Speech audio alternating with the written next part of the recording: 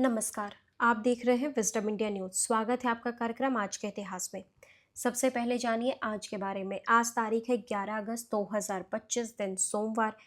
Hindi calendar वैदिक पंचांग के अनुसार आज कृष्ण पक्ष की द्वितीया तिथि है। विक्रम संवत के अनुसार सन 2082। तो आइए बात करते हैं 11 अगस्त की। आज के इतिहास में 11 अगस्त की तारीख क्यों इम्पोर्टेंट है आपको बताते हैं। तो सबसे पहले बात करते हैं साल 1908 की। 11 अगस्त 1908 को भारत के सबसे कम उम्र के स्वतंत्रता सेनानियों में से एक खुदीराम बोस को फांसी दी गई। वे मात्र 18 वर्ष की आयु में देश की आज़ादी के लिए शहीद हो गए। खुदीराम बोस का जन्म 3 दिसंबर 1879 को बंगाल में हुआ था। वे बहुत ही कम उम्र में क्रांतिकारी विचारों से प्रभावित हुए और ब्रिटिश राज के खिलाफ संघर्ष में कूद पड़े। उन्होंने अनुशीलन समिति के सदस्य के रूप में कई क्रांतिकारी गतिविधियों में भाग लिया। 1908 में खुदीराम और प्रफुल्ल चाकी ने मुजफ्फरनगर में अंग्रेज मजिस्ट्रेट किंग्सफोर्ड की हत्या के प्रयास में बम हमला किया। दुर्भाग्यवश निशाना चूक गया और उसमें 2 अंग्रेज महिलाएं मारी गईं। इसके बाद खुदीराम को गिरफ्तार कर लिया गया और 11 अगस्त 1908 को उन्हें फांसी दे दी गई। उनकी शहादत ने उस दौर के युवाओं में देशभक्ति की आग और स्वतंत्रता की भावना को और प्रज्वलित किया। अब बात करते हैं साल 1949 की।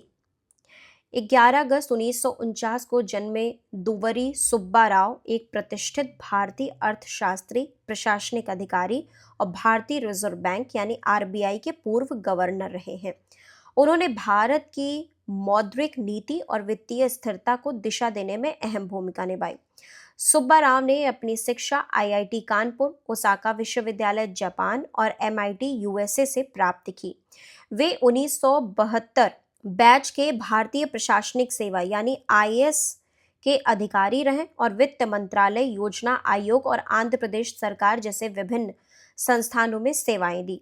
वे 5 सितंबर 2008 से 4 सितंबर 2013 तक भारतीय रिजर्व बैंक के 22वें गवर्नर रहे। उनके कार्यकाल के दौरान भारत ने वैश्विक आर्थिक मंदी 2008 का सामना किया, जहां उन्होंने नीतिगत ब्याज दरों और वित्तीय उपायों के जरिए अर्थव्यवस्था को स्थिर बनाए रखने में महत्वपूर्ण भूमिका निभाई। अब बात करते हैं साल 1961 की। 11 अगस्त 1961 को जन्मे सुनील शेट्टी भारतीय सिनेमा के जाने माने अभिनेता, निर्माता और उद्यमी हैं। उन्होंने 1990 और 2000 के दशक में एक्शन, ड्रामा और कॉमेडी फिल्मों में अपनी अलग पहचान बनाई। सुनील शेट्टी ने अपने फिल्मी करियर की शुरुआत 1992 में फिल्म बलवान से की थी। इसके बाद उन्होंने मोहरा, बॉर्डर, दिलवाले, गद्दार, हेरा फेरी, धड़कन और मैं हूं ना जैसी कई सुपरहिट फिल्मों में काम किया। वे अपने दमदार शरीर, गंभीर आवाज और एक्शन हीरो की छवि के लिए खासे लोकप्रिय रहे। फिल्मों के अलावा वे एक सफल बिजनेसमैन भी हैं। उनका रेस्टोरेंट, फिटनेस और प्रोडक्शन से जुड़ा काम भी है। सुनील शेट्टी ने पॉपकॉर्न एंटरटेनमेंट नाम से एक प्रोडक्शन कंपनी भी शुरू की थी। उन्हें राष्ट्रीय फिल्म पुरस्कार, फिल्म फेयर अवार्ड्स और कई सम्मानों से नवाजा गया। वे आज भी भारतीय फिल्म जगत में अनुशासन, फिटनेस और जिम्मेदारी अभिनय के प्रतीक माने जाते हैं। अब बात करते हैं साल 1961 की।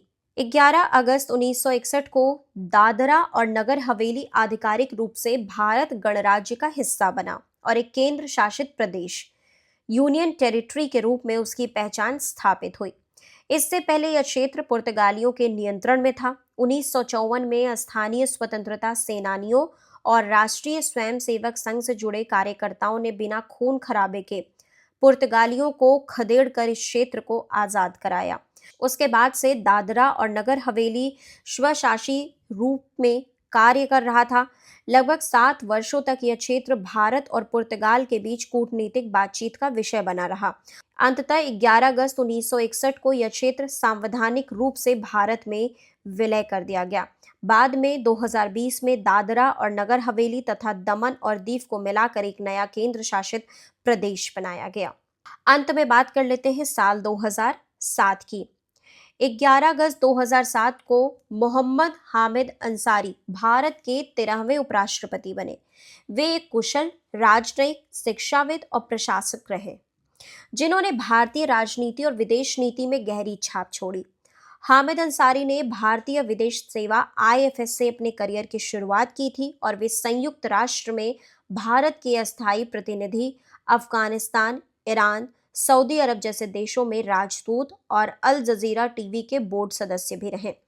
उपराष्ट्रपति बनने से पहले वे अलीगढ़ मुस्लिम यूनिवर्सिटी यानी एएमयू के कुलपति और राष्ट्रीय अल्पसंख्यक आयोग के अध्यक्ष भी रह चुके थे।